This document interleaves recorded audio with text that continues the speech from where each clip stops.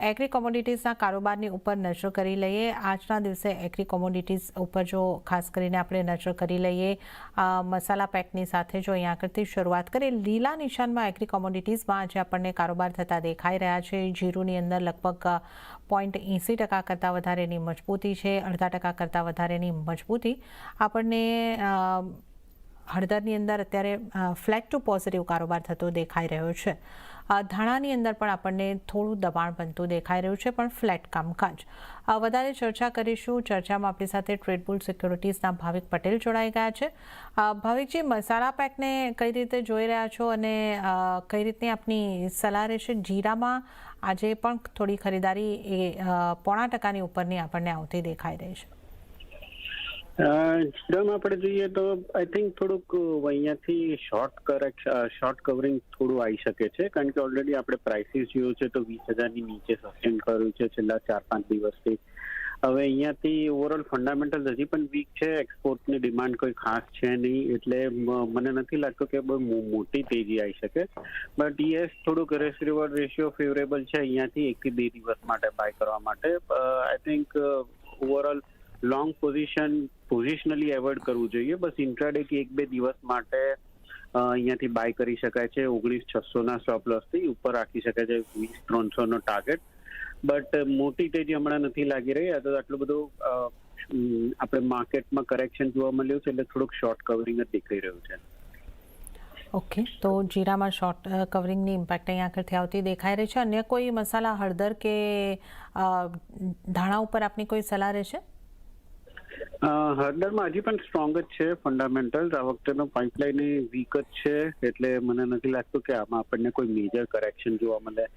Overall અત્યારના usually જોઈએ છે કે આપણે વરસાદની સિઝનમાં ડિમાન્ડ જે હોય છે લોકલ ઓછી હોય છે। જનરલી એફએમસીજીની ડિમાન્ડ સમરમાં સ્ટાર્ટ થાય છે અને પછી વિન્ટર સિઝનમાં સ્ટાર્ટ થાય છે, એટલે અહીંયાથી હાલ આપણે બહુ મોટી પ્રાઇસમાં તેજી જોવા નથી મળી રહી। બટ અહીંયાથી પોઝિશનલી પણ મને લાગે છે કે જો ડિસેમ્બર સુધી આપણે રાહ જોઈશું તો 16,000 ઉપરની લેવલ જરૂરથી જોવા મળી શકે છે।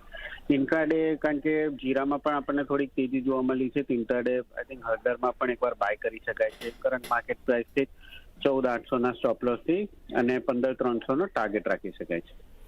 ઓકે, ઇન્ટ્રાડેમાં હળદરને પણ બાય કરીને ચાલી શકો છો। 14,800નો સ્ટોપ લોસ, 15,300ના આ ટાર્ગેટ તમને હળદરની અંદર બનતા દેખાઈ શકે છે। ગુવાર પેકમાં આપની કઈ રીતની સલાહ રહેશે, જ્યાં 5થી 0.5%ની ખરીદી આપણે અત્યારે થતી જોઈ રહ્યા છે, તો ગુવાર કોમ્પ્લેક્સ પર આપની સલાહ? ગુવારમાં હજી પણ લોંગ ટર્મ માટે તો વીક જ છે, ફંડામેન્ટલ ખરાબ જ છે। બટ કારણ કે 2-3 દિવસથી આપણે જોઈ રહ્યા છે કે ઓલરેડી કરેક્શન આવી ચૂક્યું છે ને હવે અહીંયાથી સેલર્સ જે છે એ થોડા ડરી રહ્યા છે અહીંયાથી નવી શોર્ટ પોઝિશન ક્રિએટ કરવા માટે। મને લાગે છે કે મે બી અહીંયાથી સ્લાઇટ શોર્ટ કવરિંગ આવી શકે છે। જ્યાં સુધી 52-50ની ઉપર જતું નથી ગુવાર સેટ, ત્યાં સુધી પોઝિશનલી લોંગ એવોર્ડ કરવું જોઈએ। ઇન્ટ્રાડે યસ, ઇન્ટ્રાડે આજે બાય કરી શકાય છે। ઉપર અપસાઇડ જે તેજી રહેશે લિમિટેડ જ રહેશે, એટલે 52-20 સુધી મને લાગે છે કે ઉપર આપણને મેક્સિમમ જોવા મળી શકે છે। તો 51-50ના સ્ટોપ લોસથી સીડમાં બાય કરી શકાય છે। ગમની વાત કરીએ તો ગમ પણ 9,700 સુધીનો ટાર્ગેટ આજે દેખાઈ રહ્યો છે, તો એ કરંટ માર્કેટ પ્રાઇસથી બાય કરી શકાય છે 95-50ના સ્ટોપ લોસથી।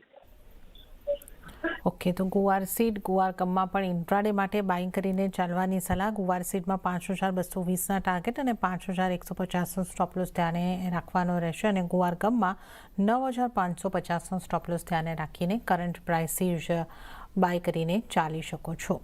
તો આ આપણે અહીં આગળથી ખાસ ગુવાર પેકની પણ વાત કરી છે।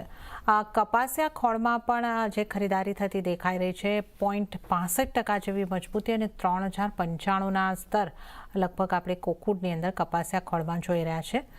કઈ રીતની આપની સલાહ રહેશે કપાસિયા ખોળ માટે? કપાસિયા ખોળમાં મને લાગે છે કે પ્રાઇસીસ ઓલરેડી સારું રનઅપ થઈ ચૂક્યું છે। અહીંયાથી હવે થોડુંક કરેક્શન આવી શકે છે। અહીંયાથી હવે I think risk reward ratio પણ થોડો ફેવરેબલ નથી, કારણ કે ઓલરેડી સારી અપમૂવ આવી ચૂકી છે। તો આઈ થિંક ટ્રેડર્સને થોડુંક એકવાર વેઇટ કરવું જોઈએ। 31-50ની આસપાસ આવે છે તો જ નવી ફ્રેશ લોંગ પોઝિશન એડ કરી શકાય છે 31-30ના સ્ટોપ લોસથી અને ટાર્ગેટ રાખી શકાય 3200નો. બટ હાલ આટલા ઊંચા ભાવે બાય કરવું થોડું એવોઇડ કરવું જોઈએ. શોર્ટનું તો રિકમેન્ડેશન નથી, પણ જો કરેક્શન આવે છે 31-50ની આસપાસ તો ત્યાંથી જરૂરથી બાય કરી શકાય છે.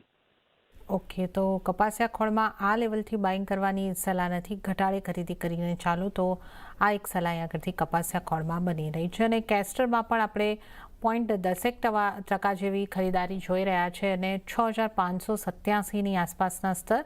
કેસ્ટરમાં આપની કઈ રીતની સલાહ રહેશે?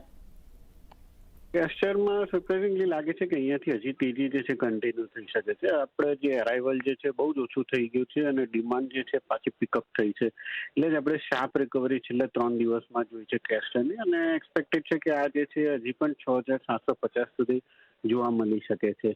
તો કેસ્ટરમાં પણ લોંગની સલાહ છે 6620ના સ્ટોપ લોસથી અને 6750નો ટાર્ગેટ રાખી શકાય છે. ઓકે, કેસ્ટરમાં પણ લોંગની સલાહ છે અહીં આગળથી બની રહી છે 6750ના ટાર્ગેટ માટે ખરીદી કરીને ચાલો. ત્યારે જ ભાવિકજી, આપનો આભાર અમારી સાથે જોડાવા બદલ અને તમામ એગ્રી કોમોડિટીઝ અંગે અમને સલાહ આપવા બદલ. આ સાથે જ હાલ કોમોડિટી લાઈવમાં આટલું જ. હાલ મને પણ આપશો રજા, પરંતુ વધુ અપડેટ અને સમાચારો માટે આપ જોતા રહો CNBC ગુજરાત. નમસ્કાર.